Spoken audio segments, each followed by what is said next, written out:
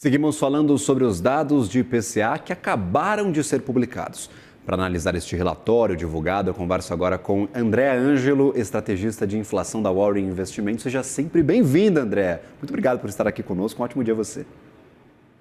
Oi, bom dia. Muito obrigada a vocês pelo convite. É um prazer. Hoje é dia de PCA.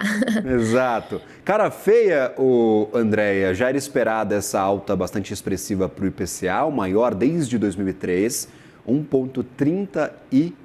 Opa, 1,31%. Isso, Isso. 1,31%. Estava com 32 na cabeça por conta das expectativas, 1,31%.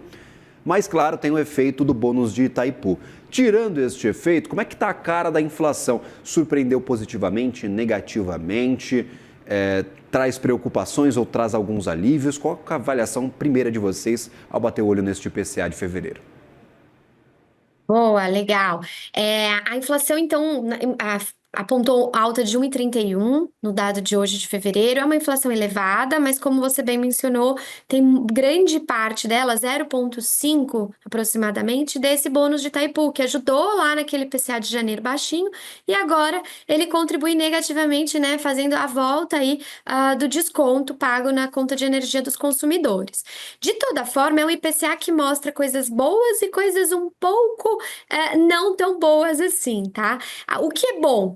Parte de alimentação. Então, tem uma discussão muito grande ali, até em torno do governo, em relação aos preços dos alimentos. Então, nesse IPCA, a gente já vê a alimentação no domicílio desacelerando o preço, tá? Ainda é uma alta, mas é uma alta menor do que vem ocorrendo, e principalmente quando a gente acumula esse item em 12 meses, né? A inflação de alimentação, ela atingiu o ápice, né, o ponto mais forte no mês passado, e agora ela começa a desacelerar. Tá? Então, acho que isso é bem relevante. A gente já vê carnes desacelerando, leite, arroz e feijão em deflação, aí são preços para baixo mesmo, negativos, né? Uma desaceleração com preços menores entre um mês e o outro. Então, você tem essa avaliação boa nessa parte de alimentação, que corrói muito o poder de compra da população, mas, ao mesmo tempo, a gente tem uma notícia não tão boa aí, que vem da parte de serviços de mão de obra. Então, a gente vê aqueles reajustes de início de ano, do médico,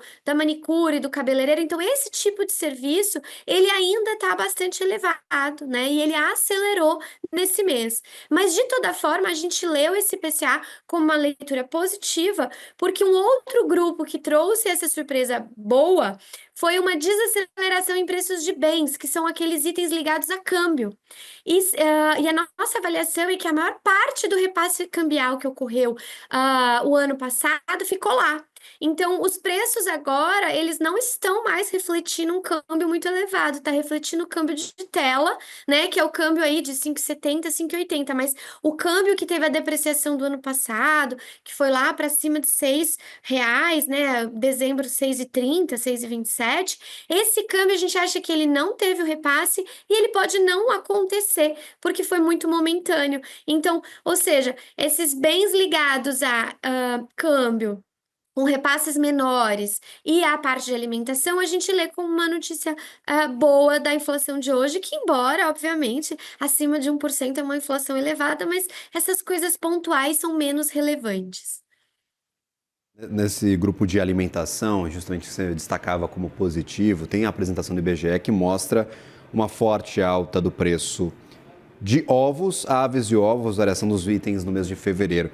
3,6% foi um dos itens que mais subiu, inclusive se a gente olhar aqui para o ovo de galinha, subiu 15% em fevereiro, é muita coisa, mas aves e ovos em geral 3,6%, hortaliças e verduras 3,4%, bebidas e infusões, panificados, todos estes subiram. O destaque talvez que agrade ao consumidor brasileiro que está nos assistindo, que a carne não subiu tanto, 0,08%. Está basicamente ali em estabilidade, com pequenos ajustes para cima, mas em média a carne. Tem coisa que ficou mais barato, por exemplo, farinha, féculas e também massas, pescados, tubérculos, raízes e legumes, óleos e gorduras e cereais, leguminosas e oleaginosas. Estes os destaques do que ficou mais barato. Banana d'água, 5% de queda, batata inglesa, laranja, óleo de soja, arroz, leite longa-vida, todos estes caíram. Essas são as quedas de destaque entre o setor de alimentos. E aí, por exemplo, a gente olha para alguns itens específicos como já esperados para reajustes. A educação, por conta da inflação forte do ano passado, já vem com o pé na porta para este fevereiro, mas também tradicional. É usual esse reajuste, esse aumento das mensalidades no mês de fevereiro. Não é o suficiente para assustar também, Andréa? Esse reajuste da educação, realmente, ele é computado, né, pelo IBGE, no IPCA, todo em fevereiro. Então, na prévia da inflação de fevereiro, esse reajuste já apareceu. E agora ele repete, né? Então, você não tem uma surpresa adicional no número de onde por esse reajuste, mas sim algo que reflete, sim, o reajuste das mensalidades escolares, de cursos extras curriculares também. E esse reajuste, até vale chamar a atenção, que ele, na prévia da inflação de fevereiro, ele veio até um pouquinho abaixo do que o mercado esperava. Então, foi um reajuste que trouxe notícias positivas dos últimos 3 anos que foram maiores, né? Então, a gente teve a pandemia que teve um desconto em mensalidades escolares, quando as escolas ficaram fechadas, depois, enfim, foi reajustando, né? Foi contribuindo isso negativamente com a inflação, foram dando, né, números maiores ali naquela contribuição mensal, mas aí agora ele desacelerou, ele foi um reajuste menor do que era do que foi nos últimos 3 anos. De todo modo, é isso, a inflação não é que ela está na meta, longe disso, o teto da meta, né, desse ano é 4,75, a gente está falando de uma inflação de 5,06 com o número de hoje, e lembrando que a gente espera que essa inflação, o IPCA, ele termine o ano entre 5,50 e 5,60. Então, ou seja, daqui para frente, esse 5,06 ele vai reacelerar, né? Ele vai começar a subir devagarzinho ali para, se estivermos corretos, encerrar o ano em 5,6, em 5,6. Então, assim, não é uma inflação que está dentro da meta do Banco Central, do teto da meta e muito menos no centro da meta, até por isso que o Banco Central está subindo juros. Mas nessa avaliaçãozinha mês a mês ali, a gente vê esses elementos positivos, né? Essa desaceleração que deve ocorrer de alimentos, e principalmente esses alimentos que têm um peso muito grande no orçamento familiar, que, como você mencionou, o arroz, a carne, o ovo pontualmente ele sobe por alguns problemas climáticos e também sazonalmente ele é mais alto por conta de quaresma, essas coisas que as pessoas adequam à dieta.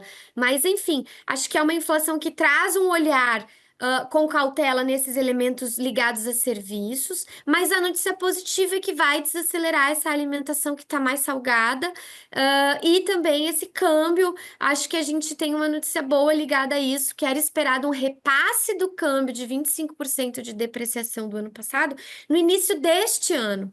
E é isso que a gente não acha que vem ocorrendo e que esse repasse ficou lá no quarto trimestre de 2024, quando a inflação foi muito elevada. É justamente sobre este câmbio. Quando eu conversava com você lá no finalzinho do ano, eu perguntava, André, o que vai puxar a inflação em 2025? Você falava, cara, câmbio vai ser um dos principais fatores. É por isso a notícia positiva, a gente pode talvez mudar um pouco a perspectiva para 2025 completo, de acordo com esse não repasse de câmbio, ou ainda está muito cedo? A gente está na casa dos 5,80, parece que a gente ficou mais confortável nessa casa dos 5,80 com câmbio, ainda alto, mas como você disse, a percepção é de que os repasses já foram executados. Isso, os repasses, ao nosso ver, já foram executados. Obviamente que se o câmbio, que virou o ano ali acima de R$ 6, né, chegou a bater 6,27 em dezembro, se ele ficasse naquele patamar, ou muito perto ali dos R$ 6,10, aí sim a gente ia ter a preocupação adicional e rever as expectativas. Então, a leitura positiva é exatamente isso, né? Porque tudo em economia é o quanto era a sua expectativa e o quanto isso está vindo acima ou abaixo. Então, a gente tinha uma expectativa de uma depreciação cambial e que ela não ocorreu, né? Então, a gente pode dizer que a depreciação cambial, ela ficou em 2024, porque agora o câmbio está em 5,80. Sendo assim, as projeções de inflação da Warren refletem o número de 5,80 e 5,90 no câmbio. Então, ou seja, a gente acha que isso está vindo em linha. A gente não vê a piora pior adicional desses preços ligados a câmbio na inflação de agora, né, do mês de fevereiro. Então, isso é uma notícia positiva. Mas, obviamente, que quando o economista fala de câmbio, a gente tem que pôr até uma camiseta da humildade ali, né? Que é muito difícil você fazer previsões de câmbio, porque câmbio você tem uma parte externa e uma parte ligada realmente às jabuticabas brasileiras. Mas o externo é o que a gente não consegue medir, ou, por exemplo, as próprias declarações do Trump, ou as medidas de taxação. Então, tudo isso vai refletindo no câmbio, né? E isso a gente perde um pouco o poder preditivo. Mas o ponto era exatamente esse: as expectativas de inflação sugeriam que a gente ia ver repasses de câmbio maior no início desse ano, achando que teria mais depreciação cambial para ocorrer, né? E que ela não teria ocorrido em 2024, uma parte considerável dela. E a gente acha que não. Pelos exercícios que nós fizemos o ano passado aqui, a depreciação do câmbio e na repasse de preços ela estava muito contemporânea. Então a gente já via assim, repasse de câmbio ocorrendo ao mesmo tempo para o preço. E que isso, em geral, tá, demorava 4 trimestres. Mas a gente vê que isso mudou muito. E por quê? A gente acredita que o PIB muito forte, né, uma economia pujante que estava muito acelerando o ano passado, e também porque a inflação fora da meta por muito tempo, os comerciantes, né, os empresários acabam, olha, a gente tem demanda, a gente vê que isso está ocorrendo, então vamos repassar logo o câmbio, até porque a minha inflação não é de 3%, né, que é o centro da meta. Então, uma inflação desgarrada ali, da meta, ela prejudica um pouco essa parte, e é o que a gente acha que ocorreu em 2024. Um dos itens que eu queria explorar aqui contigo teve uma alta menor, mas mesmo assim incomoda, que é o item de transportes. Quando eu olho para os administrados, a gente vê, por exemplo, aqui, eu vou pedir para o pessoal espelhar minha tela. Itens como ônibus urbano subiu 3,8 no mês de janeiro e subiu mais 3 em fevereiro. O táxi subiu 1,8 e agora subiu 0,3. O trem subiu 1,5 e agora subiu 3,35. Ônibus intermunicipal 1,9, agora 1,7. Ônibus interestadual 1,15, agora uma pequena retração de 0,08. Metrô ficou mais caro. Integração de transporte público 7,3% de alta. E aí, por exemplo, a gente pega os combustíveis, gasolina subindo bastante, 2,78, e óleo diesel subindo 4,35. O que puxou transporte para baixo foi passagem aérea, caiu mais de 20%. Como é que está essa cara dos transportes? Também é um dado que a gente tem que olhar com cuidado para tirar esses efeitos sazonais de reajustes e também, talvez, eliminar esse preço das passagens aéreas que está parecendo criptoativo, viu, André? Sobe 20 num mês, cai 15 no outro, tá uma maravilha. Muito bem, olha, você está virando um ótimo analista de inflação, viu? Realmente, a passagem aérea ela é um item super volátil no IPCA. Às vezes ela não reflete de fato custos operacionais das companhias, como o próprio custo do combustível, o câmbio, né? Que as empresas são muito ligadas a isso. Mas esse mês teve essa deflação, né? O IBGE capturou essa deflação aí. Mas assim, a gente tem que lembrar também que o ano passado a passagem aérea subiu quase 40%. Então, assim, a gente tem, né, essas coisas que às vezes elas, enfim, vão e voltam ali, né? A gente tem um pouco de cautela. E aí, esse item, como a gente chama ele de muito volátil, a gente acaba excluindo de algumas medidas para analisar a inflação. Mas ele sim foi um item que puxou. O resto dos transportes urbanos, né? Ônibus, metrô, como você bem mencionou, a própria integração, que é a integração aqui de São Paulo, do transporte público, foram os reajustes que acontecem mesmo, tá? Em anos. A gente acredita que em anos pós-eleição acaba vindo um pouco além, porque no ano da eleição municipal ele dar uma contida nesses reajustes que deveriam ocorrer, né, das passagens de transportes públicos. Então, isso já era esperado, porque as capitais do IPCA, elas vão anunciando, né, os prefeitos anunciam reajuste em transporte público. Então, assim, não é uma novidade, mas sim, é ruim e normalmente acontece nesse início de ano, como você bem mencionou, é bem sazonal. E eu destaco que é isso, depois de ano eleitoral, você tem reajustes que não foram dados no ano anterior, acabam acrescentando ali no ano atual. Agora, Da gasolina e do óleo diesel, né, do diesel, a gente tem que lembrar que o CONFAZ, ele decidiu em outubro do ano passado que ele ia aumentar aquela alíquota de REN, que é o ICMS da gasolina, né, o quanto que os estados arrecadam. Então isso já era esperado também que ocorresse, aumentou em 10 centavos. Então essa ad-REN que a gente chama, ela tá ali em 1,47, ela era de 1,37 o ano passado inteiro. E isso acaba acrescentando realmente na gasolina, que aumentou, se não me engano, ali 2,70, né, por cento.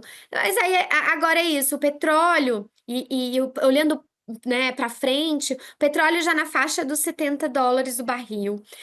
Com o câmbio ali nos 5,80, as defasagens, né, defasagem é aquela continha, é o quanto o preço da gasolina aqui dentro tá mais caro ou mais barato com o preço comparado lá fora, levando em conta esses custos em dólar e o preço do barril do petróleo. Então, olhando para frente com esse nível de petróleo e o câmbio, o mercado já começa a desconfiar que pode ter algum reajuste baixíssimo em gasolina, tá?